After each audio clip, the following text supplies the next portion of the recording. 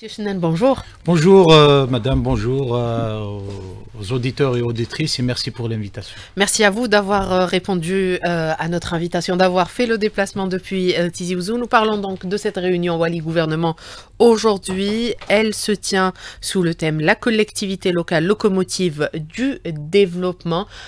Les Wali, les différents intervenants dans les collectivités locales, le gouvernement donc vont se réunir pour faire le point sur l'avancement des différents projets, des différents chantiers, donc pour tirer le développement local.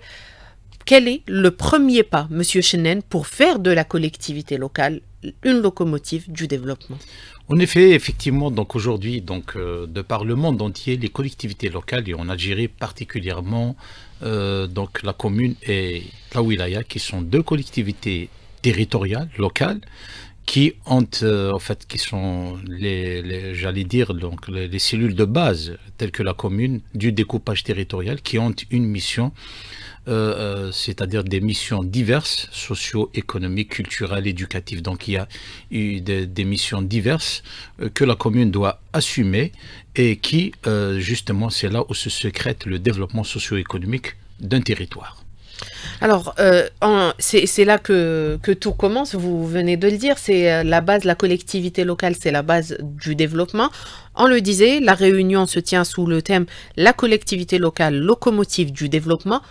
Aujourd'hui, elle accueille, la collectivité locale accueille les projets, mais comment faire?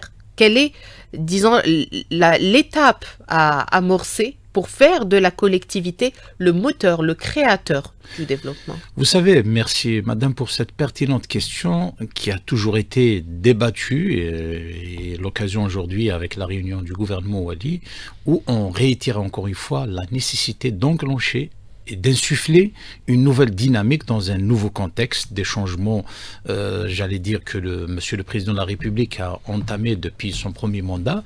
Et donc, pour revenir à cette question du développement, justement, pour être direct, donc pour enclencher un projet de développement, il faut qu'il y ait une bonne gouvernance locale, et j'entends parler par là pour chers auditeurs et auditrices, de dire qu'il faudrait absolument qu'il y ait deux paramètres essentiels.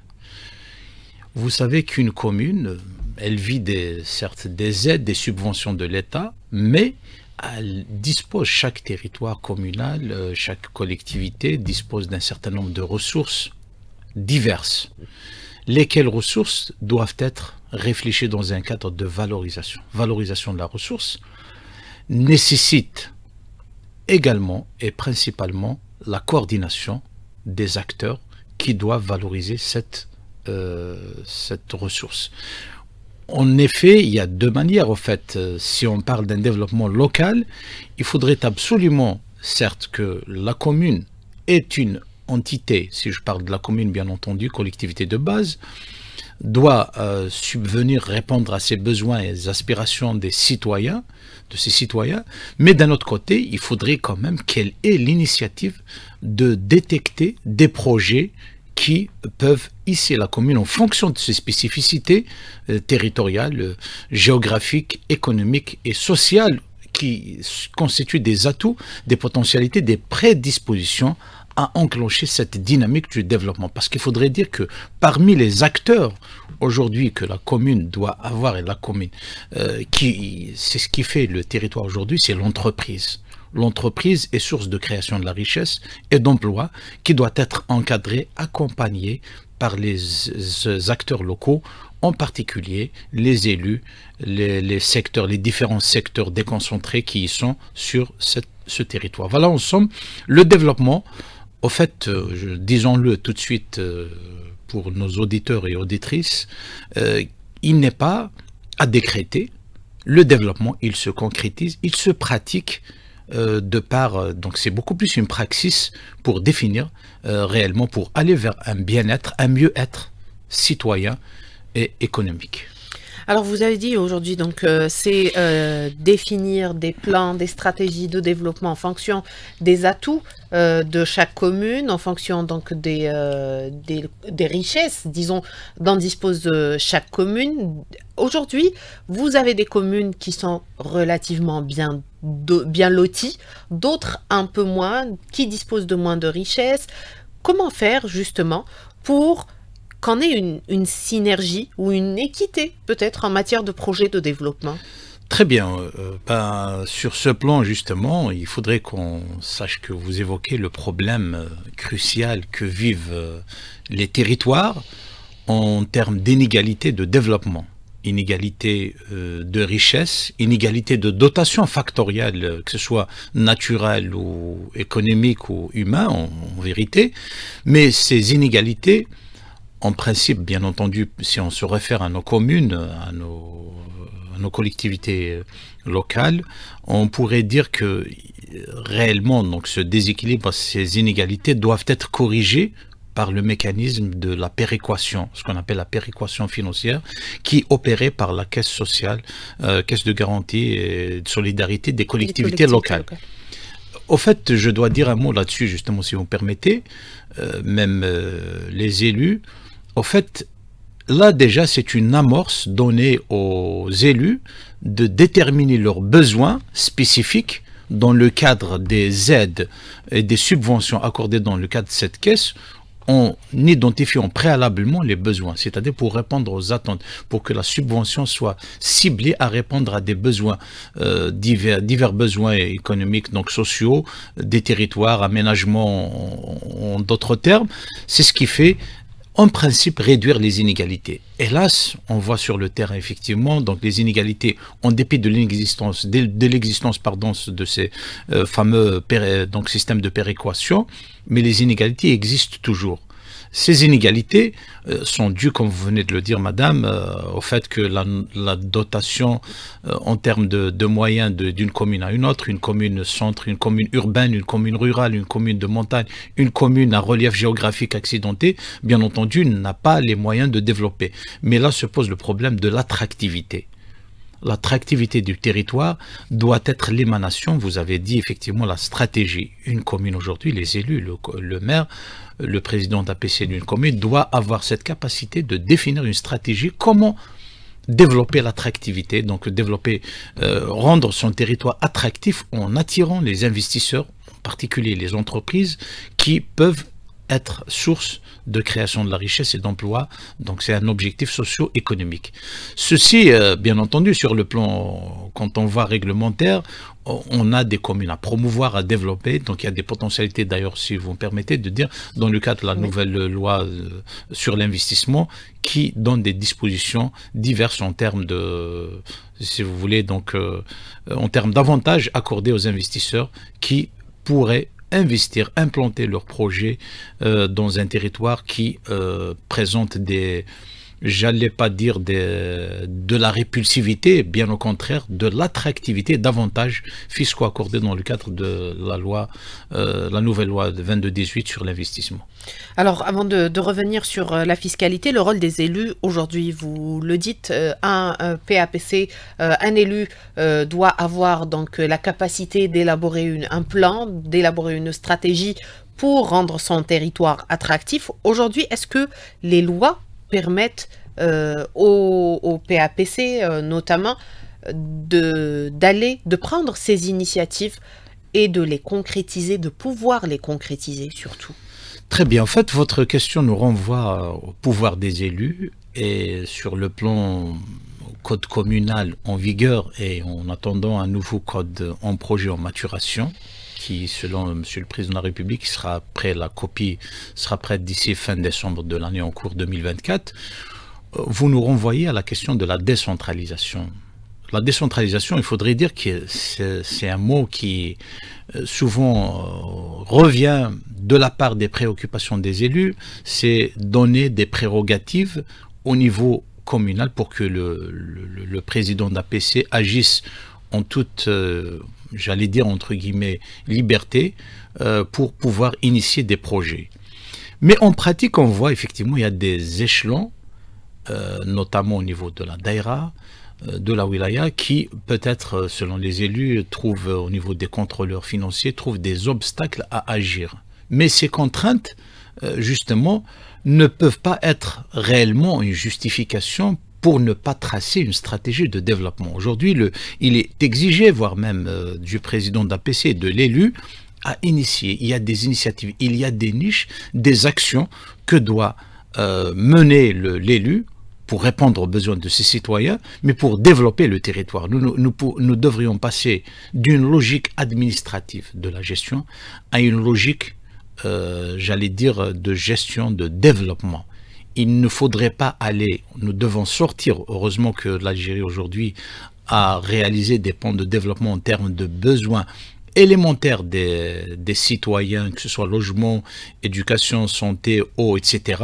Mais il faudrait qu'on passe d'une logique aménagiste aujourd'hui à une logique développementiste des territoires. Autrement dit, nous devrions passer de la gestion, entre guillemets, des tensions sociales, il n'en existe pas, à une gestion du développement stratégique des communes en initiant des projets adaptés aux spécificités des territoires de chaque commune. Alors vous avez parlé donc de ces changements à opérer ou de cette mentalité quelque part qu'il faudrait changer, mais il y a également donc aujourd'hui ce code de wilaya et le code de la commune qui sont donc attendus, vous l'avez bien dit, qui devraient être présentés dans les tout prochains, finalisés dans les tout prochains jours. Là, on doit donc on attend des changements en matière de prérogatives, notamment. Quels sont les principaux changements qu'on doit apporter pour rendre l'élu, pour donner plus de prérogatives et faire effectivement de la collectivité locale une locomotive du développement? Parfait. Donc, bien entendu, le principe de la décentralisation, il doit être développé davantage, donner plus de pouvoir aux élus, éviter des blocages bureaucratiques à l'élu, à l'effet d'initier des projets en toute liberté et de le responsabiliser, bien entendu. Parce que quand on parle de la gestion, on parle de la responsabilité. Il faut évaluer une action qui est menée dans le cadre d'une stratégie de développement, un projet de développement, de l'innovation dans la gestion. L'innovation n'est pas, j'allais dire, ne contraint pas le manager, qui est le président d'APC, à trouver des solutions idoines pour manager son territoire, pour développer son territoire. Donc la décentralisation doit être de mise en vigueur, de manière à rendre la collectivité locale justement un espace de développement et sortir des pratiques bureaucratiques administratives pour définir des projets de développement adaptés à son territoire, tout en étant aussi dans le cadre de la gouvernance participative. Comment aujourd'hui associer le citoyen à la prise de décision dans la gestion de sa collectivité et le rendre un acteur incontournable justement, donc, et rendre confiance aux citoyens de son appartenance à son territoire à l'effet de le développer et développer ce qu'on appelle le principe du vivre ensemble. Très bien, nous allons revenir sur cette question, donc le rôle du citoyen dans le développement de sa commune. Nous allons également aborder donc tous les changements qu'il faut opérer en matière de découpage administratif. Ça sera dans la deuxième partie de l'émission. Restez avec nous. Monsieur Chenen, nous parlons du rôle du citoyen aujourd'hui dans le développement de sa commune. Quel rôle peut-il jouer? Est-ce que nous disposons justement aujourd'hui des mécanismes nécessaires qui permettent aux citoyens d'avoir un rôle clé ou d'être actifs concernant le développement de sa localité? Merci. Effectivement, là, vous nous renvoyez à la question de savoir, en fait, nouveau paradigme aujourd'hui du développement local. C'est celui de l'association de ce que l'on appelle communément la société civile, qui est représentée par des représentants, que ce soit ça dépendrait de chaque localité. C'est pour ça que je vous disais tout à l'heure, tout dépendrait des territoires. Il y a, à titre d'exemple, dans les communes de montagne, nous avons les organisations ancestrales telles que les comités de village, les représentants des citoyens, et des associations différents profils qui permettent d'être un interlocuteur, un maillon important dans la stratégie que doit décider le président d'APC et les élus. En d'autres termes, l'exécutif communal doit associer préalablement, avant de voir, de définir les priorités, les urgences des besoins en termes de développement, il devrait associer les représentants, les différents représentants des citoyens à l'effet d'adapter sa stratégie en fonction des attentes des citoyens aujourd'hui. Les attentes, donc c'est ce qu'on appelle aujourd'hui communément la démocratie participative ou la gestion participative ou l'implication citoyenne dans les affaires, dans la gestion des affaires publiques au niveau infra-étatique, au niveau communal. Donc ça, au niveau réglementaire, nous avons vu les codes communaux qui ont couronné le fonctionnement de la commune algérienne. Ils réitèrent ce principe-là dans le sens de la consultation. Créer des organes consultatifs qui permettent justement d'avoir, pour qu'il n'y ait pas, parce que vous savez que des fois, il y a des projets, si on n'associe pas les citoyens, on est confronté à des refus, à des contestations citoyennes, des problèmes d'adhésion qu'il faudrait absolument régler en amont. Et il faut dire aussi, quand des fois aussi on est confronté à des problèmes de maturation des projets. Le citoyen, même si le projet initié répond à des attentes citoyennes, mais le projet, l'étude faite, n'étant pas faite de manière à répondre aux attentes citoyennes, il va y avoir un problème dans la réalisation. Donc il faudrait aujourd'hui gérer dans le cadre multilatéral, associer les différentes parties prenantes du territoire dans une logique inclusive. C'est ce qu'on appelle l'inclusion du développement, le développement inclusif. Vous dites la loi le permet, le cadre réglementaire y est. Dans les faits, on le voit moins. Moins, oui, tout à fait. Bon, moins pour peut-être, il y a multiples raisons, mais ces dernières années, quand même, on voit que depuis surtout la mise en place de l'Observatoire national de la société civile, quand même, on voit une implication des jeunes, voire même notamment le Haut Conseil à la jeunesse, ainsi que les représentants de la société civile, qui s'impliquent dans le devenir du projet. Mais permettez-moi peut-être de dire quelque chose là-dessus, effectivement. Donc, oui. Pour permettre de réussir ça, en tant qu'universitaire, il faudrait quand même qu'il y ait des mécanismes de mise en place du développement de la citoyenneté au niveau des communes. Pourquoi pas, dans le cadre de la structure organisationnelle d'une commune, prévoir un organe qui, j'allais dire un guichet unique citoyen pour permettre d'orienter le citoyen au niveau de la commune à l'effet d'inculquer une culture citoyenne et pour comment jouir de ses droits et devoirs, aussi pas que les droits, les devoirs des citoyens, pour, même si aujourd'hui nous avons quand même un écosystème numérique qui permet d'orienter, mais l'interconnexion en fait n'y est pas. Voilà le problème de l'interconnexion. Nous devrions penser à la renforcer davantage pour qu'il y ait effet, vous l'avez dit tout à l'heure, un effet de synergie et développer, atteindre la finalité du développement, en fin de compte, citoyen.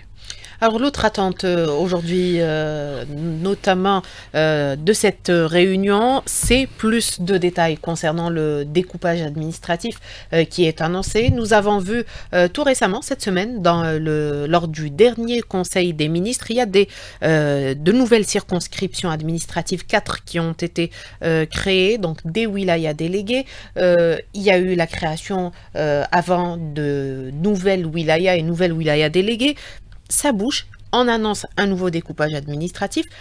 Quels sont qu'est-ce qui doit être pris en place? Quels sont les impératifs à prendre en place ou à prendre en considération, pour avoir un découpage administratif, disons, plus efficace? Très bien, effectivement, donc je dois vous dire que l'opération du découpage territorial est une opération à la fois lourde et stratégique.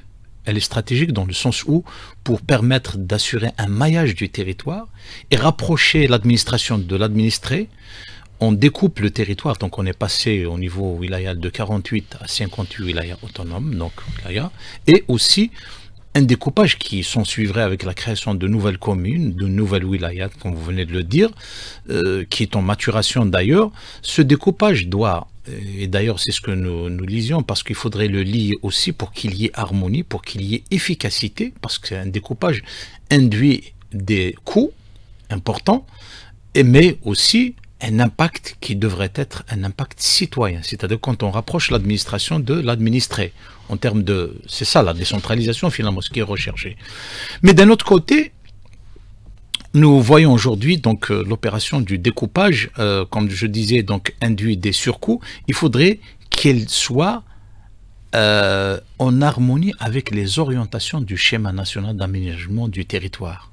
Lequel schéma, quand on le voit, il découpe le territoire en 9 espaces de programmation territoriale. C'est ce qu'on appelait, dans l'ancien jargon, on parlait de région-programme. Ces 9 EPT, des espaces de programmation territoriale, doivent être en harmonie. Parce qu'au niveau, il faut le dire aux auditeurs et auditrices, qu'au niveau communal, il y a 2 instruments d'aménagement. Le plan directeur d'aménagement d'urbanisme et le plan d'occupation du sol.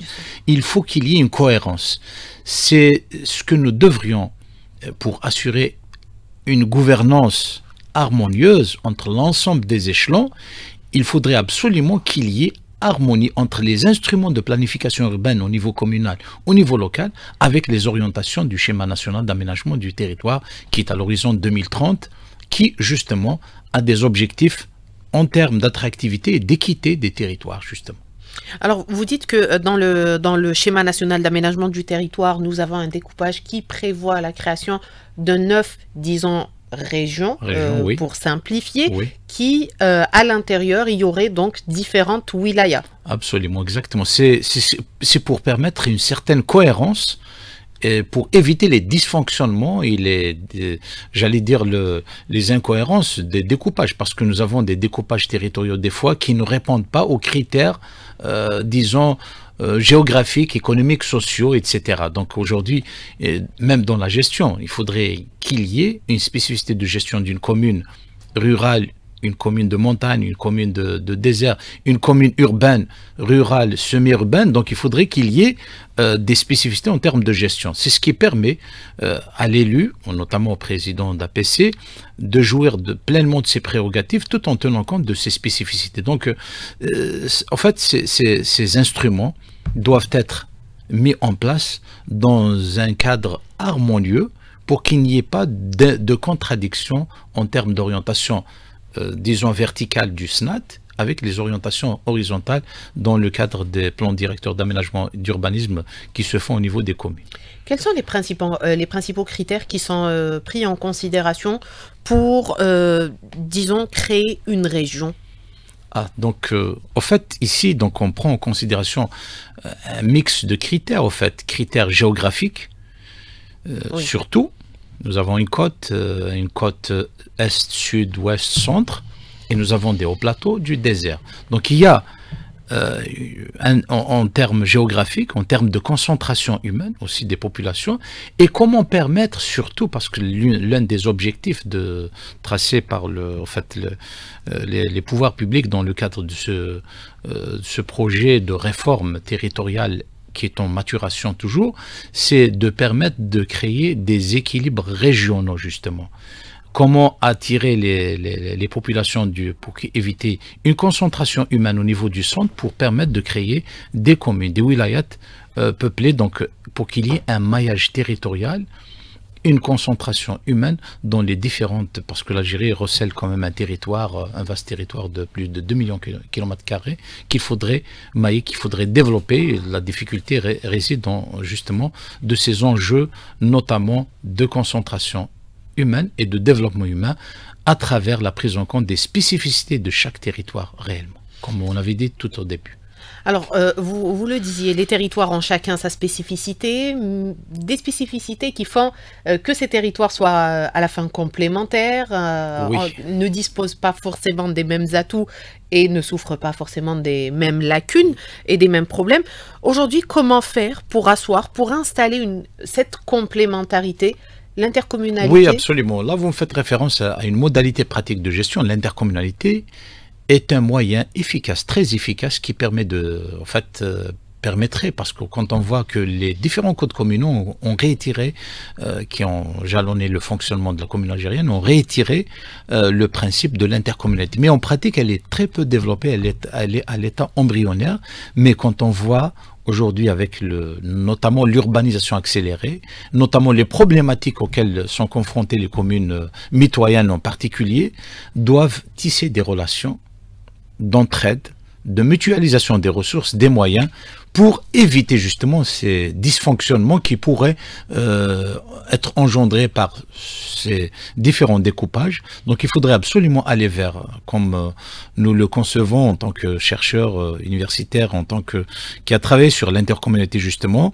les résultats de nos recherches aboutissent à ce qu'il y ait véritablement recours à cette modalité pratique de gestion pour permettre d'asseoir, et notamment le développement, notamment dans les instruments de planification quand on avait évoqué tout à l'heure, notamment les PDAU, les plans directeurs d'aménagement et d'urbanisme, qui souvent débordent au niveau intercommunal, au niveau de plusieurs communes, donc ils doivent être réfléchis dans un cadre de concertation entre élus communaux pour justement arriver à l'objectif escompté, celui du développement socio-économique des territoires.